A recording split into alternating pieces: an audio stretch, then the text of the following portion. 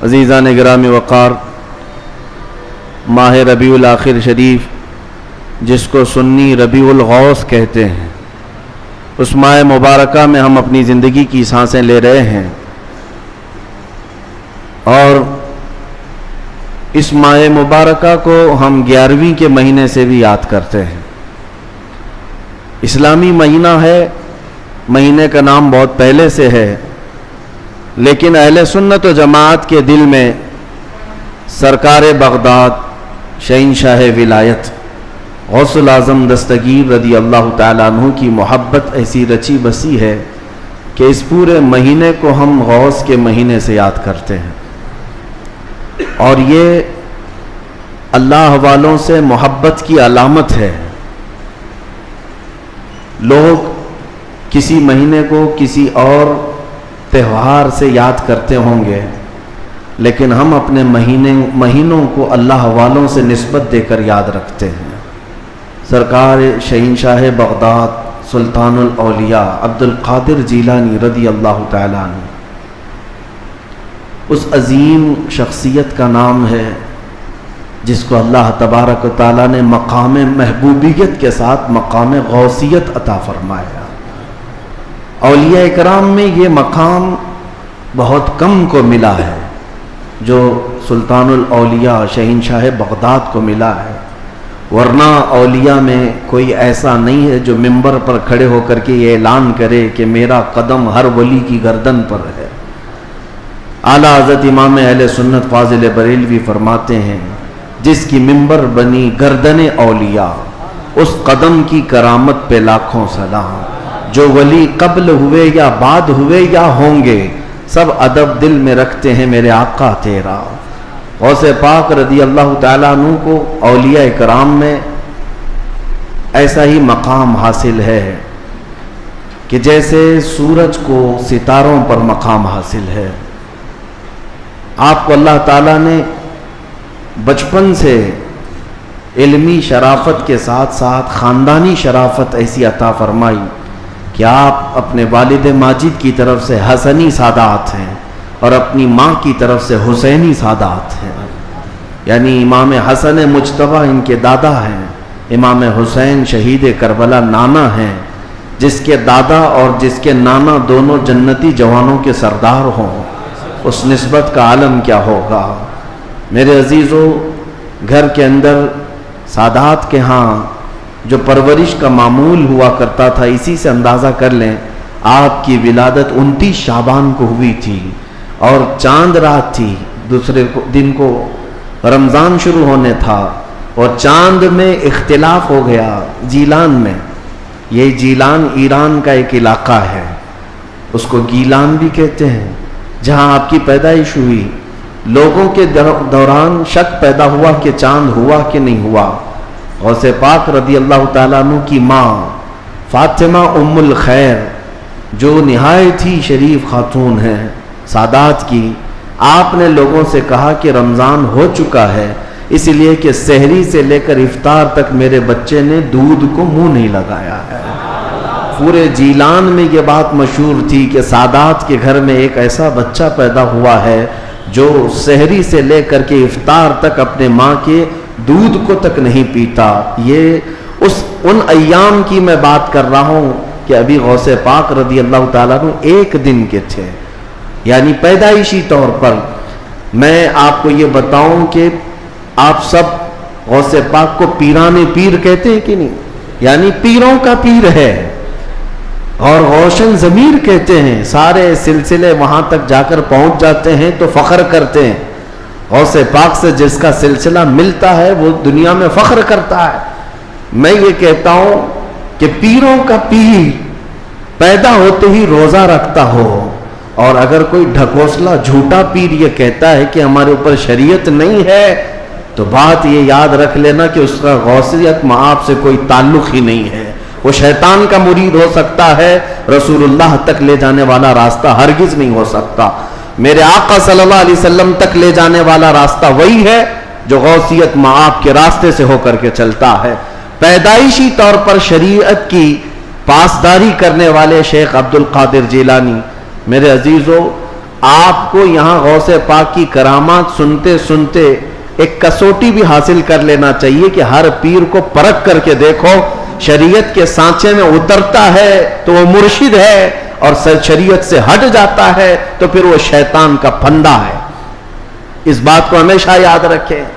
اگر کوئی اپنے گھر میں بیٹھ کر کے کہتا ہے کہ ہمارے لیے نماز نہیں، ہم تصور کی نماز پڑھتے ہیں، ہم تصور کی نماز پڑھتے ہیں، اور ہماری نماز تو مکہ میں ہوتی ہے، مدینے میں ہوتی ہے، تو کھانا یوں کیوں کھاتے ہیں، یہاں کیوں کھاتے ہیں؟ مریدوں کے سامنے تو سب چیزیں چلتی ہیں، اور نماز مکے میں ہوتی ہے، مدینے میں ہوتی ہے، نماز چھوڑ کر بیٹھے ہیں۔ ایک بات یاد رکھ لیں کہ سارا طریقت کا سلسلہ صرف قوالی سننے کا نام نہیں ہے۔ ہاں، اشعار حضور پاک کی محبت میں اور اللہ کی محبت میں سننا یقیناً باعث ثواب ہے، ہم خود بھی سنتے ہیں، لیکن وہ پیر ہی کیسا جسے قرآن پڑھ سننے کے بعد کوئی وجد نہیں آتا، قرآن سننے کے بعد کوئی وجد نہیں آتا، حدیث رسول سننے کے بعد کوئی وجد نہیں آتا، وجد کہاں سے آئے گا سمجھ میں نہیں آتا، اور پھر ڈھول باجے پر تو پھر ہاتھ بھی ہلتے ہیں، پیر بھی ہلتے ہیں، اور پھر اگر کوئی یہ سمجھے کہ یہی مرشد ہے، پیر کامل ہے، تو دھوکے میں ہے، ایسا بندہ دھوکے میں ہے۔ وہ غوث پاک رضی اللہ تعالیٰ عنہ جن کی کرامات بیان کرنے کے ساتھ ساتھ ہم یہ بھی بیان کرتے ہیں کہ 40 سال آپ کے ایسے گزرے ہیں کہ صرف ایک انگور کے دانے سے آپ نے سحری کی ہے، اور ایک آدھا گلاس پانی پر آپ نے افطاری کیا ہے، اتنے سال تک روزہ رکھے ہیں۔ ان میں کئی سال ایسے آئے ہیں کہ پوری رات بھر شیخ عبد القادر جیلانی کھڑے ہو کر کے نماز پڑھتے رہے۔ ان اولیاء کے لیے جن کے مجمع میں 70,000 سے کم کا کبھی مجمع نہیں ہوتا تھا، نماز معاف نہیں ہوئی، روزہ معاف نہیں ہوا، تو آج کے جانور نما کسی ایسے ڈھکوسلے بابا کے لیے نماز کیسے معاف ہو سکتی ہے، یا روزہ کیسے معاف ہو سکتا ہے؟ اس بات کو ہمیشہ ذہن نشین کر لیں، شریعت میرے مصطفیٰ کی ہے، اور نبی پاک صلی اللہ علیہ وسلم کی شریعت سب سے اوپر ہے، اس کے بعد ہی کوئی مقام مل سکتا ہے۔ اسی لیے اعلیٰ حضرت کی بات سنو، فرماتے ہیں بخدا خدا کا یہی ہے در۔ اللہ تک اگر کوئی پہنچنے کی بات کرتا ہے نا تو اسے جانچ کر کے دیکھ لو کہ حضور کے بارے میں کیا کہتا ہے۔ بخدا جس کا مطلب ہے قسم خدا کی، خدا کا یہی ہے در، یعنی رسول پاک کا جو دروازہ ہے یہی خدا کا دروازہ ہے۔ بخدا خدا کا یہی ہے در، نہیں اور کوئی مفر مقر۔ حضور کو چھوڑو گے تو نہ بھاگنے کی جگہ ہے نہ ٹھہرنے کی جگہ ہے، کہیں نہیں اور کوئی مفر مقر۔ اور پھر اعلیٰ حضرت فرماتے ہیں اگر کوئی خدا تک پہنچا بھی ہے تو سمجھ لو جو وہاں سے ہو یہی آ کے ہو، جو یہاں نہیں تو وہاں نہیں۔ اگر وہ رسول پاک صلی اللہ علیہ وسلم کی شریعت کبریٰ تک نہیں پہنچا تو پھر سمجھ لو کہ خدا تک پہنچ ہی نہیں سکتا۔ میرے عزیزو، غوث پاک رضی اللہ تعالیٰ عنہ کی پوری زندگی اگر میں آپ کو بتاؤں وہ عشق رسول کے سانچے میں ڈھلی ہوئی تھی۔ نبی پاک کی شریعت پر ایسا سختی سے عمل کرتے تھے کہ منبر پر کھڑے ہو کر کے آپ نے اعلان کیا میرا مرید اگر نماز نہیں پڑھتا تو اسے ہمارے قبرستان میں بھی دفن نہ کیا جائے۔ غوث پاک رضی اللہ تعالیٰ عنہ شریعت کے معاملے میں اس قدر سخت تھے۔ پھر میں پوچھنا چاہتا ہوں ان سے بڑا دنیا میں اور کون پیر آیا ہے؟ اگر کوئی اپنے مریدوں کو نماز معاف کرا دیتا ہو، روزے معاف کرا دیتا ہو تو یاد رکھ لینا وہ شیطان کا پھندا ہے جو تمہیں نبی کریم صلی اللہ علیہ وسلم کی شریعت سے دور لے کر جاتا ہے۔ سب سے پہلی چیز ہے میرے مصطفیٰ کی شریعت۔ حضور پاک کے طریقے پر اگر کوئی چلا ہے تو اسے ولایت بھی ملتی ہے۔ اللہ کا ولی حضور کی شریعت پر گامزن ہو کر کے ہی چلتا ہے۔ کچھ مجذوب اولیاء ایسے ہیں جن کی عقل فنا ہو جاتی ہے تب ان کے اوپر سے شریعت کا قلم اٹھا لیا جاتا ہے، وہ مستثنا ہیں، وہ الگ ہیں۔ لیکن جتنے اولیاء آئے سب کا رسول پاک صلی اللہ علیہ وسلم کے دربار میں ایسا وسیلہ ہے، ان کی ایسی پہنچ ہے کہ اس کے بعد ہی انہیں ولایت کی منزل ملتی ہے۔ میں ایک بات بتاتا ہوں آپ کو، غوث پاک رضی اللہ تعالیٰ عنہ کے مقام کے متعلق محبوب الہی کا نام سنا ہوگا، دلی کے شہنشاہ دو اولیاء کو محبوب کا نام دیا گیا ہے. محبوب, ایک غوث پاک کو محبوب سبحانی اور حضرت نظام الدین اولیاء کو محبوب الہی. محبوب اسے کہتے ہیں جس سے اللہ محبت کرتا ہو. سارے اللہ سے محبت کرتے ہیں اور کچھ وہ ہیں جن سے اللہ محبت کرتا ہے, وہ محبوب ہیں. محبوب الہی کا درجہ بڑا ہے. ان کے بڑے گہرے مرید ایسے فنا فی شیخ امیر خسرو. امیر خسرو کا جب بھی نام آتا ہے تو ایک پیر اور مرید کے درمیان کا گہرا تعلق بتایا جا سکتا ہے. لوگوں کو پڑھنا چاہیے, کس کو مرشد سمجھا جائے طریقت کے راستے میں اور کون پیر ہوتا ہے. امیر خسرو کو پڑھیں تو سمجھ میں آ جائے گی بات. امیر خسرو ایک بار پانی پت گئے ہوئے تھے. پانی پت میں اس وقت بو علی شاہ قلندر رحمت اللہ تعالی علیہ موجود تھے. یہ محبوب الہی کے ہم زمانہ ہیں, اسی زمانے کے.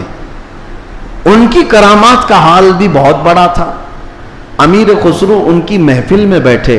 جمعرات کو ایک بار ان کے ہاں محفل ہوتی تھی بو علی شاہ قلندر کے ہاں. اور محفل میں ہوتا کیا تھا, جب ذکر کی محفل ہوتی اس کے بعد جتنے حاضرین ہوتے بو علی شاہ قلندر سب سے کہتے اپنی اپنی آنکھیں بند کر لو. لوگ اپنی اپنی آنکھیں بند کرتے, وہ سیدھے رسول اللہ کا دیدار کراتے تھے. نبی پاک صلی اللہ علیہ وسلم سامنے بیٹھے ہوئے ہوتے اور بو علی شاہ قلندر ان کے سامنے ہوا کرتے حضور کے. یہ ہر جمعرات کو بو علی شاہ قلندر کی محفل میں ہوتا تھا. امیر خسرو مرید تھے محبوب الہی کے اور گئے تھے بو علی شاہ قلندر کی محفل میں, اور جب دیدار کرائے تو امیر خسرو بھی خوش ہوئے کہ رسول پاک صلی اللہ علیہ وسلم کا دیدار ہوا مجلس میں. لیکن بات اتنی ہوئی, آنکھیں کھولنے کے بعد بو علی شاہ قلندر امیر خسرو کو یوں کہتے ہیں, خسرو میں تو رسول اللہ کی مجلس میں تجھے لے گیا, تیرا پیر تو وہاں کہیں نظر نہیں آیا, تیرا پیر وہاں پر نظر تو نہیں آیا. امیر خسرو کو یہ بات لگ گئی. میں میرا مرشد میرے پیر کا مقام بلند سمجھتا ہوں, لیکن حقیقی بات ہے کہ حضور کے دربار میں جب میں تصور میں حاضری دیا, محبوب یہ بو علی شاہ قلندر بھی تھے اور بھی اولیاء تھے, لیکن میرے پیر تو نظر نہیں آئے. وہ غمگین حالت میں اپنے پیر کے پاس آئے, اپنے مرشد کے پاس. محبوب الہی سے کہتے ہیں آج میں محفل میں گیا اور انہوں نے فارسی ایک کلام لکھا ہے, شب جائے کہ من بودم, بہت مشہور کلام ہے امیر خسرو کا. اس واقعے کے بعد انہوں نے لکھا تھا. پہلے پورا واقعہ کیا ہوا وہ میں بتاتا ہوں. محبوب الہی کے پاس روتے ہوئے کھڑے تھے. بو علی شاہ قلندر نے رسول اللہ کا دیدار کرایا, لیکن ساتھ میں انہوں نے مجھے تانا مارا کہ تمہارا پیر تو محفل میں نظر نہیں آیا. محبوب الہی نے کہا کہ پھر سے جاؤ محفل میں, پھر سے جاؤ محفل میں, بو علی شاہ قلندر کے دیدار ہو رہا ہے اور اچھی بات ہے. کہا آپ نہیں ہیں اس محفل میں کیسے جاؤں. محبوب الہی نے تھپک کر کہا خسرو بو علی شاہ قلندر سے مت پوچھنا, جب وہ دیدار کرائیں رسول اللہ کا تو خود رسول اللہ سے پوچھنا میرا پیر کہاں. اولیاء بہت سارے بیٹھے ہیں, محبوب الہی کہاں ہیں. تو میر خسرو گئے. اب کی بار جو محفل سجی اور جب آنکھ بند کرنے کا حکم ہوا, امیر خسرو نے آنکھ بند کی, دیدار ہوا میرے مصطفیٰ کا. اولیاء کرام کی مجلس تھی. خسرو کہتے ہیں میں آگے بڑھا, نبی کونین صلی اللہ تعالی علیہ وسلم کے دربار میں دست بستہ عرض کیا یا رسول اللہ اولیاء کی محفل ہے, یہاں پر میرے مرشد نظام الدین اولیاء نظر نہیں آتے. نبی پاک نے فرمایا ایک منزل اوپر چڑھ جا, ایک منزل اوپر چڑھ جا. امیر خسرو کہتے ہیں میں ایک منزل اوپر گیا تو دیکھا ایک بہت بڑا دالان ہے, صحن ہے, وہاں بھی رسول اللہ جلوہ فرما ہے, مسند نشی ہے, وہاں دیگر اولیاء کرام ہیں اور دیگر اولیاء, لیکن وہاں بھی میرے مرشد نظر نہیں آئے. میں پھر پوچھا میرے مصطفیٰ سے آقا یہاں پر بھی نہیں ہے. حضور نے فرمایا ایک اور منزل چڑھ جا. خسرو کہتے ہیں میں تیسری منزل پر آیا، وہاں بھی حضور بیٹھے تھے لیکن اولیاء کی محفل میں میرے پیر نظر نہیں آئے. پھر پوچھا، حضور نے ایک اور منزل چڑھائی، یہاں تک کہ 7 منزلیں چڑھ لی. امیر خسرو کہتے ہیں اب اوپر جیسے جیسے جاتا تھا مجمع کم ہوتا جاتا تھا، تھوڑے تھوڑے سے رہ جاتے تھے. 6ٹھی منزل پر آیا، جب بھی میں اپنے مرشد کو نہیں پایا پریشان ہو کر پوچھا تو کہا ایک اور منزل چڑھ جا. اوپر گیا تو وہاں مصطفیٰ کریم صلی اللہ علیہ وسلم مسند نشین ہیں. مسند نشین ہیں، بس 3 لوگ بیٹھے ہوئے ہیں، دائیں ایک بزرگ ہیں، بائیں ایک بزرگ ہیں، اور بالکل سامنے محبوب الہی بیٹھے ہوئے ہیں. امیر خسرو کہتے جیسے ہی مجھے اپنے پیر کا چہرہ نظر آیا میں نے آنکھیں کھول دی، رقص کنا ہو گئے. جو فنا فی شیخ تھے پھر انہوں نے کلام لکھا، شب جائے کہ من بودم. وہ رات کیسی تھی جس میں میں تھا اور خود رسول اللہ مجلس کے امیر تھے، مجلس کے شمع میرے مصطفیٰ تھے. گنگناتے ہوئے اپنے مرشد کے پاس آئے. اب جو بات مجھے کہنا تھا جس کے لیے میں نے یہ واقعہ چھیڑا، سنیے آپ. میں نے یہ واقعہ محبوب الہی کا کیوں بتایا. آئے محبوب الہی کے پاس، خوش تھے، وجد کنا تھے. محبوب الہی نے پوچھا خسرو دیکھا ہے اپنے مرشد کو؟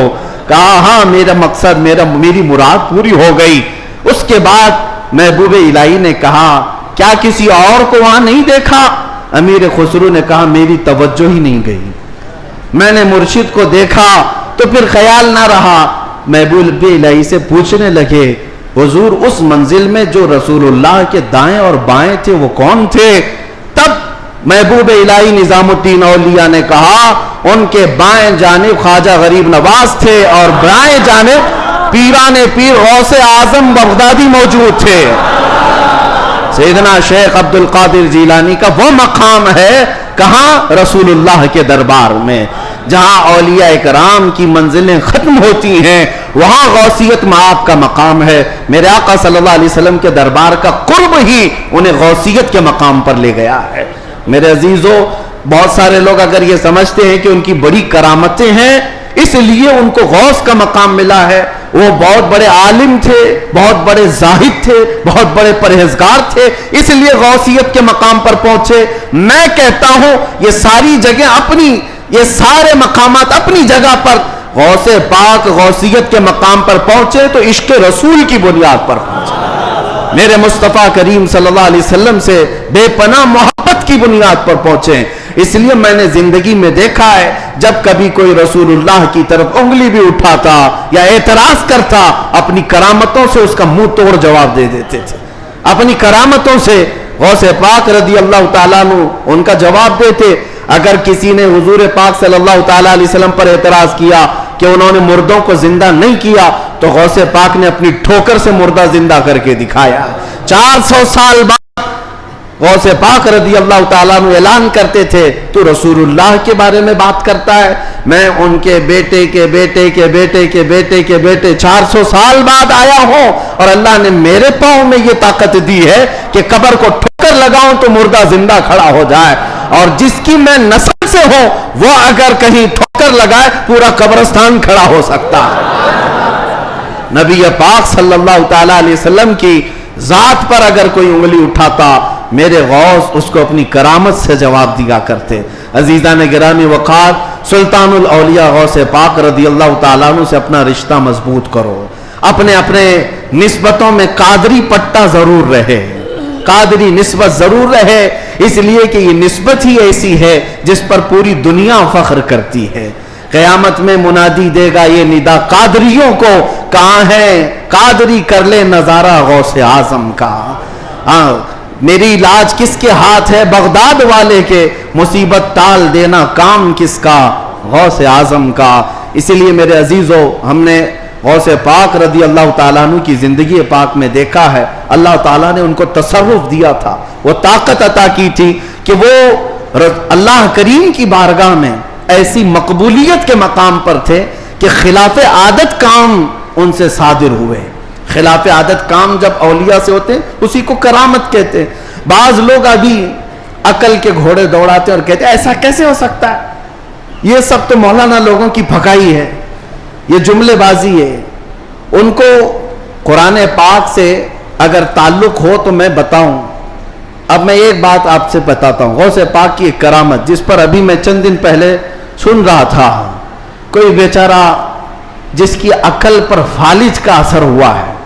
یہ وہ لوگ ہیں جن کو میرے مصطفیٰ کریم صلی اللہ تعالیٰ علیہ وسلم سے بغض ہے, عداوت ہے, اور دوسرے راستے پر چل پڑے اور اولیاء اکرام کو چن چن کر کے نشانہ بناتے ہیں. جن کا تعلق نجد سے ہے, وہابیت سے ہے, سلفیت نام رکھتے ہیں. بہرحال لیکن سوال کرنے والے نے ایک سوال کیا, ارے مولانا آپ سناتے ہیں کہ غوث پاک تو 12 سال کی ڈوبی ہوئی کشتی کو باہر لے آئے. یہ تو خدا کے بھی کام نہیں ہے, اللہ کے بھی کام نہیں, اس سے بڑھ کر کے آپ نے غوث پاک کو بتا دیا. میرے عزیزوں, میں آپ کو بتاتا ہوں بات ہوئی کیا تھی. دریا کے کنارے سے آپ کا گزر ہو رہا تھا, ایک بوڑھی عورت کو روتے ہوئے دیکھا. مرید سے پوچھا, پوچھو اس کو کیا بات ہے, کیوں روتی ہے. معلوم کیا تو پتا چلا کہ اس خاتون کا اکلوتا بیٹا تھا, بڑے نازوں سے پالا تھا. اس عورت نے شادی کی, برات آ رہی تھی اور کشتی جو ہے دریا میں غرق ہو گئی, ڈوب گئی, باہر نہ آ سکی. مشہور کرامت ہے غوث پاک کی. تو وہ ڈوب گئی اور اس بوڑھی عورت کا دل تو ماں کا ہے, بیٹے کے یاد میں روز آتی ہے, روتی ہے اور شام واپس چلی جاتی ہے, روز روتی ہے. غوث پاک رضی اللہ تعالیٰ عنہ کو اس پر رحم آیا. اللہ کریم کی بارگاہ میں سفارش کی, اے رب کریم, تو نیست سے ہست کرنے والا, تو پانی کے قطرے سے پورا انسان بنانے والا, تو راکھ کے ڈھیر کو بھی اگر چاہے تو زندہ انسان کھڑا کر دے. مولا قادر مطلق ہے, اس خاتون پر رحم فرما اور اس کا بیٹا واپس لوٹا دے. غوث پاک کی دعا چل رہی تھی. تھوڑی دیر دیکھنے کے بعد دریا میں ایک بھونچال سا, طوفان سا آیا. پانی کے اندر ایک عجیب سی سرسراہٹ ہوئی. تھوڑی دیر کے بعد دیکھا تو ایک کشتی برآمد ہوئی. غوث پاک نے صرف اس خاتون کے بیٹے کی زندگی مانگی تھی, مگر صدقے میں اللہ نے پوری برات کی زندگی لوٹا دی. پوری برات واپس آ گئی اور وہ خوشی خوشی غوث پاک رضی اللہ تعالیٰ عنہ کا شکر کرتے ہوئے گھر گئے. 12 سال کے بعد مچھلیاں کھا گئی ہوں گی, کشتی کے پرزے ختم ہو گئے ہوں گے, لیکن رب ذوالجلال قادر مطلق ہم ان لوگوں کو یہی تو کہتے ہیں جو جلا کر کے سمجھتے ہیں کہ اب کوئی نہیں اٹھا سکتا ان کو, راکھ پانی میں بہا کر کے سمجھتے ہیں کہ اب ان کا حساب کتاب نہیں ہو سکتا. ارے عقل کے اندھو, جس رب ذوالجلال نے ایک نطفے سے تمہارا پورا انسانی شکل بنایا ہے, تم 1000 بار جلا کر راکھ کر دو, رب ذوالجلال قادر مطلق ہے, وہ دوبارہ زندہ فرمائے گا حساب لینے کے لیے. تو کشتی دوبارہ واپس آئی. غوث پاک رضی اللہ تعالیٰ عنہ کی اس کرامت پر ایک دو نہیں, ہزاروں لوگ اسلام میں داخل ہوئے تھے, ہزاروں لوگ اسلام میں داخل ہوئے. اب جو صاحب ہیں انہوں نے کہا کہ ایسا کیسے ہو سکتا ہے, ایسا کیسے ہو سکتا ہے. ہر جگہ اگر تم عقل کے گھوڑے دوڑاؤ گے تو یہی سوال کرو گے ایسا کیسے ہو سکتا ہے. اگر تمہاری عقل میں بات نہیں آتی تو سمجھ لو اسی کو کرامت کہتے ہیں, اسی کو کرامت کہتے ہیں. تم اور ہم بھی کر سکتے تھے تو پھر غوث کی کرامت کا مطلب ہی کیا ہے. تم بھی غوث ہوتے, ہم بھی غوث ہوتے. کرامت ہے جو عقل میں نہیں آئے گی. اور قرآن سے اگر دلیل مانگتے ہو, سنو, سلیمان علیہ السلام نے اپنے دربار میں ایک بار اعلان کیا تھا, کون ہے جو سبا بلقیس کا تخت یہاں پر لے آئے گا. سلیمان علیہ السلام فلسطین میں بیٹھے ہوئے ہیں اور سبا بلقیس کا تخت یمن میں ہے. یمن اور فلسطین میں 1000 کلومیٹر سے زیادہ کا فاصلہ ہے. ایک جن کھڑا ہوا, کہا اللہ کے نبی میں لے آتا ہوں. پوچھا کتنی دیر میں؟ کہا میں آپ کی مجلس ختم ہونے سے پہلے وہ لے کر آ جاؤں گا. جنات کی طاقت پر یقین رکھنے والے, جنات کو حاصل کرنے کے لیے عملیات کرنے والے, سنو قرآن کیا کہتا ہے. سلیمان علیہ السلام نے کہا بہت دیر ہو جائے گی, مجلس ختم ہونے تک تم لاؤ گے, مجلس ختم ہونے تک. پھر اللہ کے ایک ولی جو سلیمان علیہ السلام کے امتی تھے, آصف بن برخیہ, کھڑے ہوتے ہیں, کہتے ہیں اے اللہ کے نبی میں لے آؤں گا. پوچھا کتنی دیر میں؟ کہا آپ کی پلک جھپکنے سے پہلے لاؤں گا. آپ کی, یہ قرآن کے الفاظ ہیں, قرآن کے قال الذی عنده علم من الکتاب انا آتیک به قبل ان یرتد الیک طرفک، اس سے پہلے کہ آپ کی آنکھ کی پلک جھپکے اے اللہ کے نبی میں وہ تخت لے آؤں گا.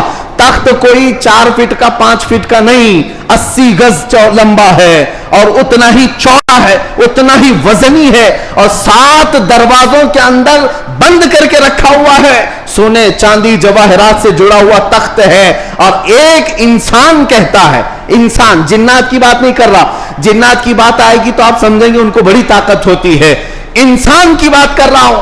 انسان نے کہا سلیمان علیہ السلام کے امتی میں پلک جھپکنے سے پہلے لاؤں گا.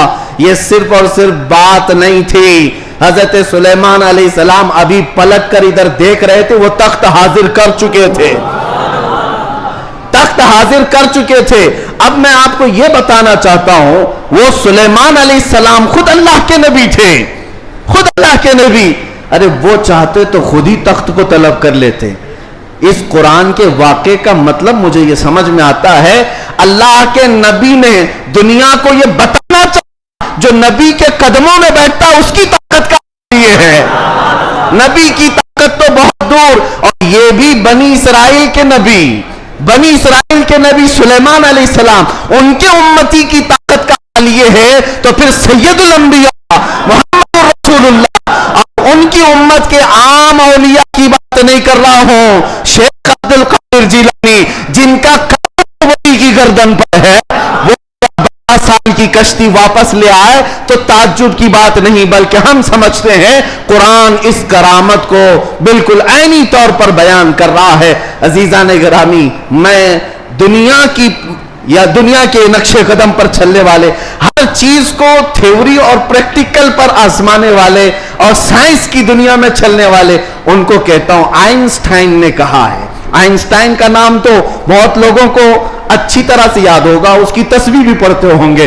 الحمدللہ ہم غوث پاک کی تسبیح پڑھتے ہیں.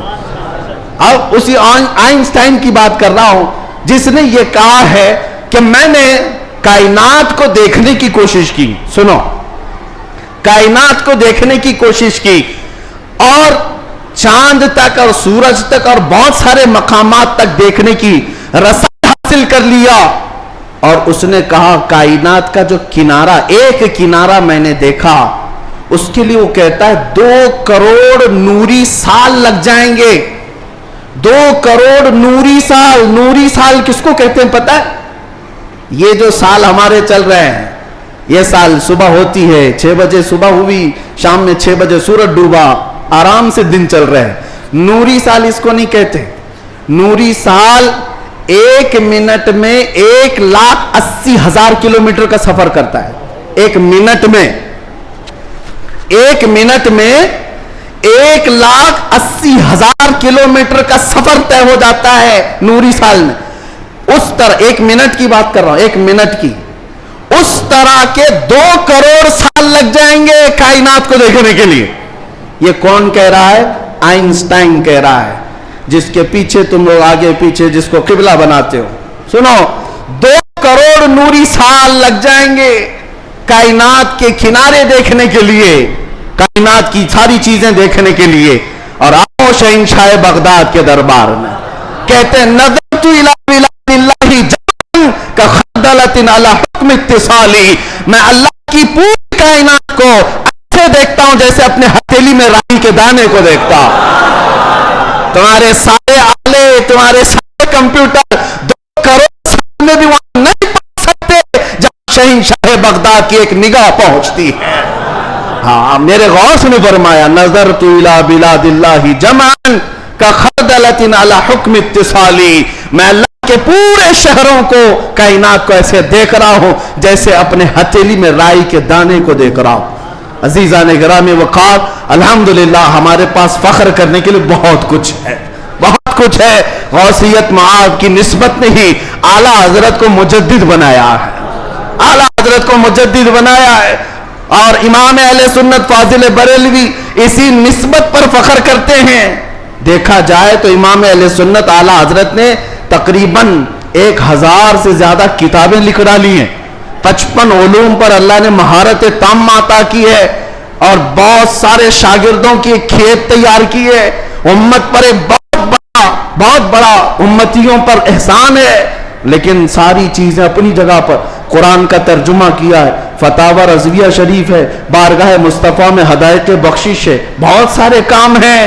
لیکن جب رسول اللہ کے دربار میں حاضر ہوتے ہیں، اعلیٰ حضرت یہ نہیں کہتے یا رسول اللہ میں فتاوی رضویہ لے کے آیا ہوں، میں کنز الایمان لے کر کے آیا ہوں، میں ہدایت بخشش لے کے آیا ہوں، بلکہ اعلیٰ حضرت یہ کہتے ہیں تیری سرکار میں لاتا ہے رضا اس کو شفیع جو میرا غوث ہے اور لاڈلا بیٹا تیرا. نسبت کے لیے بھی بارگاہ مصطفیٰ میں اعلیٰ حضرت نے اگر کسی بات پر فخر کیا ہے تو غوثیت کی نسبت پر فخر کیا ہے. یا رسول اللہ تیری سرکار میں لاتا ہے رضا اس کو شفیع جو میرا غوث ہے اور لاڈلا بیٹا تیرا. یقیناً میرے عزیز و کرامات سنانے کا وقت جمعہ کے چھوٹے وقت میں نہیں ہوتا، ورنہ میں بہت ساری چیزیں سناتا. الحمدللہ غوثیت معاب شہنشاہ بغداد پیر پیراں امیر میراں، جس کی نسبت الحمدللہ چھوٹوں کو بڑا بنا دیتی ہے اور ادنا کو اعلیٰ بناتی ہے. الحمدللہ ابھی حاضری سے میں آیا اور حاضری کے بعد دل میں یہ احساس ہوتا ہے. ایک بزرگ وہاں پر ملاقات جن سے ہوئی، وہ عربی اور علوی سادات میں سے ہیں، عمر کافی ہو چکی. انہوں نے مجھے مل کر کے ہاتھ پکڑ کر کے کہا آؤ میں تمہاری حاضری کراتا ہوں. غوث پاک رضی اللہ تعالیٰ عنہ کے دربار میں وہ تقریباً 55 سال سے، اور بڑی ان کی یعنی بڑے معاملات ہیں. بہرحال میں مختصر یہ عرض کرتا ہوں کس لیے میں بات کہہ رہا ہوں. انہوں نے کہا غوث پاک رضی اللہ تعالیٰ عنہ ہر حاضر ہونے والے کو کچھ نہ کچھ دے کر بھیجتے ہیں، اور اللہ کریم تمہارے مستقبل میں بہت کچھ تجھے عطا کرے. دعا کیا. ہم نے کہا کہ یہاں کی اتنے بڑے دربار میں بڑے بڑے حاضر ہوتے، میری کیا حیثیت ہے، مجھے یہاں پر میری کیا حیثیت ہے، کیا مقام ہے. ایک جملہ انہوں نے کہا جس سے سینہ چوڑا ہو گیا. کہا یہاں پر سب اچھے نہیں آتے، بلکہ غوث پاک تو چوروں کو بھی کتب بناتے ہیں. برا ہو تو کیا ہوا، نسبت بھلی ہے یا غوث. تجھ سے در سے سگ اور سگ سے ہے مجھ کو نسبت، میری گردن میں بھی ہے دور کا ڈورا تیرا. اعلیٰ حضرت یہی فرماتے ہیں جن کتوں کے گلے میں پٹا ہوتا ہے ان کتوں کو میونسپلٹی والے نہیں لے جاتے، نہیں لے جاتے اور نہ ہی انجیکشن مارتے ہیں. کیوں؟ یہ علامت ہے کہ کسی کا پالا ہوا ہے، اور گلے میں پٹا نہ ہو تو اٹھا کر لے جائیں گے. بہت زیادہ شور مچاتے ہیں یہ کتے، ان کو لے جاؤ. جن کتوں کے گلے میں پٹا ہے انہیں چھوڑ دیا جاتا ہے کہ مالک ہے اس کا کوئی. اسی لیے اعلیٰ حضرت فرماتے ہیں اس نشانی کے جو سگ ہیں نہیں مارے جاتے، میری گردن میں بھی ہے، حشر تک میرے گلے میں رہے پٹا تیرا. ہمارے گلے میں غوث پاک رضی اللہ تعالیٰ عنہ کی نسبت کا پٹا ہے. انشاءاللہ العزیز کوئی اور دوسرا ہمیں اچک نہیں لے جائے گا، اتنا یقین ضرور ہے، اتنا یقین ضرور ہے. اور مجھے ایک بات یہ بھی یاد آئی کہ ایک صاحب نے کہا وہ دوسرے ملک کے ہیں، ہمارے پڑوسی ملک کے ہیں، اور انہوں نے کہا کہ ہمارے ہاں حالات تو سب اپنے حساب کے ہیں، پھر بھی بہت ساری چیزیں ڈر لگتا ہے، سہمتے ہیں. آپ ایسے نرغے میں ہیں پھر بھی بول رہے ہیں، اچھی بات ہے. ایسی جگہ پر آپ ہیں جہاں کے حالات ہم دور سے سنتے ہیں، بڑے ڈینجر ہیں، لیکن بول رہے ہیں. میں نے کہا آپ نے سنا نہیں اعلیٰ حضرت نے کیا فرمایا؟ اعلیٰ حضرت نے یہ فرمایا کیا دبے جس پہ حمایت کا ہو پنجہ تیرا. ایسا آدمی کیوں ڈرے گا، ایسا آدمی کیوں ڈرے گا جس پر پنجہ غوث پاک کا ہوگا. کیا دبے جس پہ حمایت کا ہو پنجہ تیرا، شیر کو خطرے میں لاتا نہیں کتا تیرا. غوث پاک کا جو کتا ہے وہ شیر کو بھی پرواہ نہیں کرتا. الحمدللہ ہم غوث پاک کے دربار کے کتے ہونے پر فخر کرتے ہیں. ہمیں اس بات پر کوئی وہ نہیں ہے. الحمدللہ ہماری نسبت ہے دربار غوث سے، اور وہ اس لیے بھی کہ ایک دو نہیں. میں آپ کو بتاؤں اہل حدیث جماعت وہابی جماعت کے سب سے بڑے عالم جس کی پیروی میں یہ لوگ پوری آسمان زمین سے زمین آسمان سے ملاتے ہیں، شیخ ابن تیمیہ نے اپنے کتاب میں لکھا ہے اہل حدیث جماعت کے سب سے بڑے امام کہتے ہیں کہ میں نے اپنی زندگی میں اتنی کرامات کسی کی نہیں دیکھی جتنی شیخ عبد القادر جیلانی کی. ارے تمہارے گھر سے بھی بات آ رہی ہے میرے غوث کی. ہر گھر سے بات آ رہی ہے. کیوں؟ اس لیے کہ سورج نکلتا ہے تو سب کو پتا چلی جاتا ہے, سب کو پتا چلتا ہے. اچھے خاصے لوگ بھی بول پڑتے ہیں کہ دن ہو چکا ہے, دن ہو چکا ہے. سورج سے دشمنی ہے تو ٹھیک ہے, لیکن بولنا تو پڑے گا کہ دن نکلا ہوا ہے, دن نکلا ہوا ہے. غوث پاک کی کرامات ایسی ہیں جیسے سورج نکلا ہوا ہے. میرے عزیزو, ایک صاحب ہیں. اب ہماری محبت کس بات سے ہونی چاہیے؟ غوث پاک رضی اللہ تعالیٰ عنہ. ہماری محبت اس لیے بھی ہے, کئی اولیاء اکرام نے یہ باتیں لکھی بھی ہیں. فرماتے ہیں ان کے غوث پاک رضی اللہ تعالیٰ عنہ کے ایک مرید بھی ہیں, وہ تقریباً 14 اونٹوں پر شکر کے تھیلے لے کر کے سفر کر رہے تھے, سامان تجارت لے کر جا رہے تھے. رات کو ایک جنگل میں انہوں نے پڑاؤ کیا اور رات وہاں گزاری. تو جیسی ہی رات گزاری, خطرناک جنگل تھا, ان کے 4 اونٹ سامان سمیت غائب ہو گئے اور بھاری ان کا نقصان تھا, بڑا سامان تھا اس میں. وہ صبح غمگین بیٹھے ہوئے تھے. انہوں نے کہا کہ ایسے وقت میں اب قافلہ بھی چل پڑا, میں اپنے اونٹوں کو ڈھونڈوں تو اس خوفناک جنگل میں کہاں ڈھونڈوں گا. انہوں نے کہا مجھے میرے مرشد نے کہا تھا کہ جب کبھی تو مصیبت میں آئے تو مجھے پکارنا, یا شیخ عبد القادر جیلانی شیئن للہ المدد. تو وہ بزرگ فرماتے ہیں, یہ کتاب بہجت الاسرار شریف میں بھی موجود, روایت میں بیان کر رہا ہوں, لفاظ ہی نہیں کر رہا. کہتے ہیں میں وہیں سے پکارنا شروع کیا, یا شیخ عبد القادر جیلانی شیئن للہ المدد. میں ابھی پکار ہی رہا تھا, سامنے پہاڑ کی طرف ایک بزرگ مجھے نظر آئے سفید لباس میں. وہ مجھے اپنی طرف بلاتے رہے, ادھر آؤ ادھر آؤ. میں دوڑتا ہوا ان کے پاس گیا. جب ان کے قریب پہنچا تو وہاں دیکھا پہاڑ کے نیچے میرے 4 اونٹ چر رہے تھے. میں نے 4 اونٹوں کو اپنے ساتھ لے لیا اور پھر اس بزرگ سے ملنے کے لیے آیا تھا تو وہ تھے ہی نہیں. میں اپنے اونٹوں کو لے کر تجارت میں گیا, سامان بیچا. اس کے بعد پھر بغداد آیا اپنے مرشد سے ملنے کے لیے. تو غوث پاک نے فرمایا تیرے 4 اونٹ صحیح سلامت تو ہم نے دلا دیے تھے. یہ غوث پاک کا مقام ہے.